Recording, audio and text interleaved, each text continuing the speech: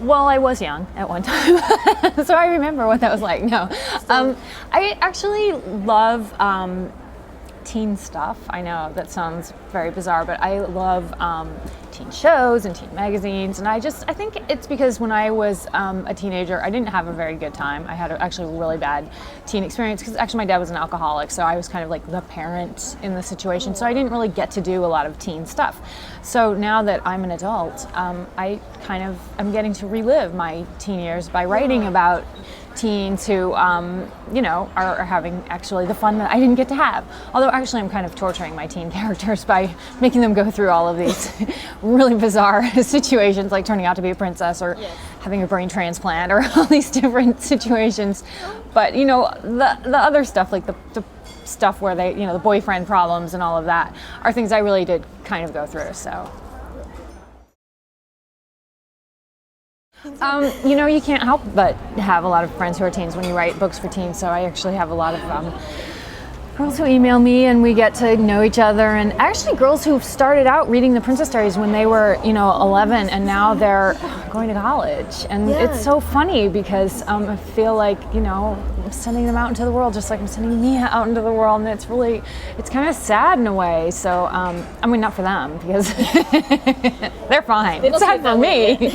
No, it's sad for me because the series is ending, and so now I'm having second thoughts. So about the series ending, yeah. So I'm thinking, I think Mia, I should write about her going off to college, because I have all these girls writing to me about their college experience, and they're all asking me. They're saying, well, why don't you write books, set in college, because they're all going to college. And I'm like, hey, that's a good idea.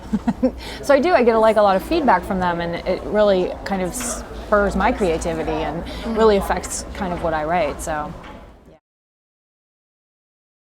I've just always written since I was a little kid. It's been my hobby.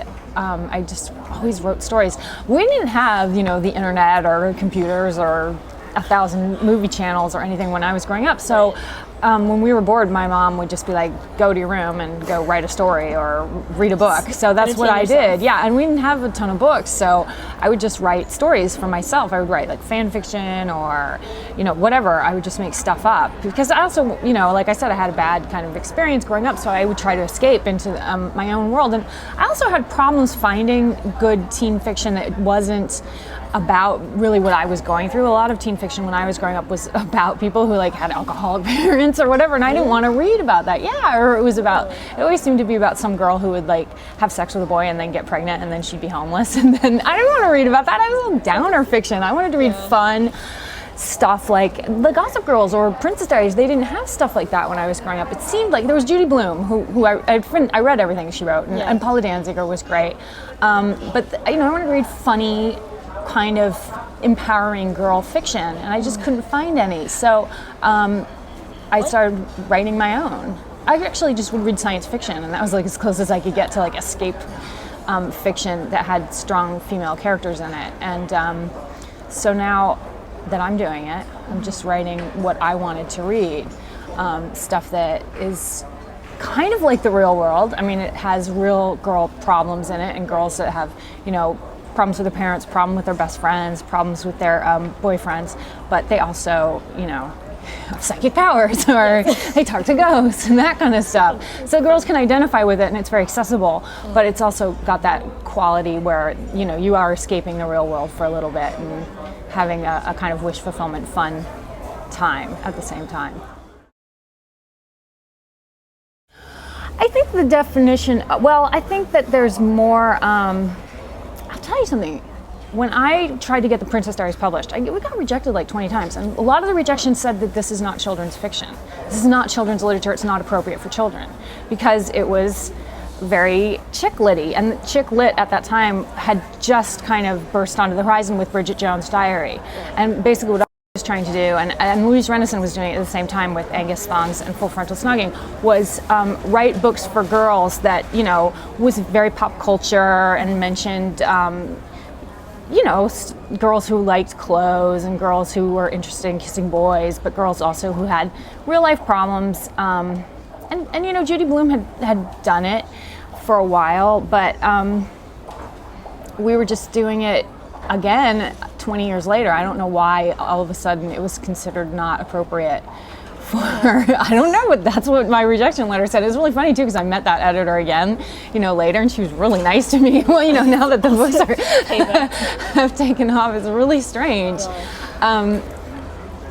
I think that for such a long time, children's literature has been considered something that where you have to have this very heavy moral lesson. Like the uncle has to be molesting the daughter, or their dog has to die or something. And I think now that people are starting to see that, kids really want to read all sorts of different kinds of fiction, and it can be about wizards going to wizard school, and it can be about girls turning out to be princesses and their mom is dating their teacher and they're really unhappy about that. So, there's a much broader kind of definition of what kidlit can be than there used to be. And it used to always have to be, oh my gosh, it has to be the Newbery Award, a winner. And that was what was in my library for a long time. That was all I could get my hands on, was the dead dog fiction. The bookmarks with the list. Or the kind of warning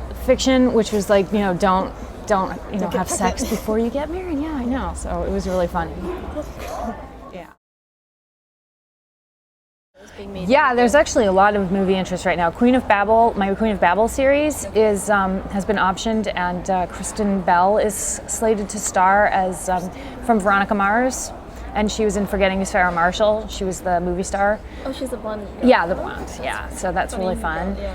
And what else? Do you know when that's coming out? Well, they have to get. They're working on the script right now, so it's who knows. And then let me see. How to Be Popular. My book, How to Be Popular, has been optioned by. Oh my God, I can't believe I forgot. Is it MTV? Yeah. Oh. Yeah. Wow. How to Be Popular has been optioned by MTV, and Avalon High has been picked up by Disney.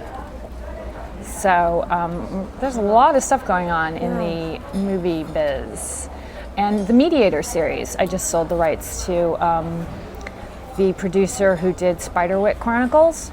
Oh. Yeah, I know. And I'm executive producer, so I'm excited because I get to go to all the auditions for You get to help cast the hot guys. Yeah, I'm really excited about it.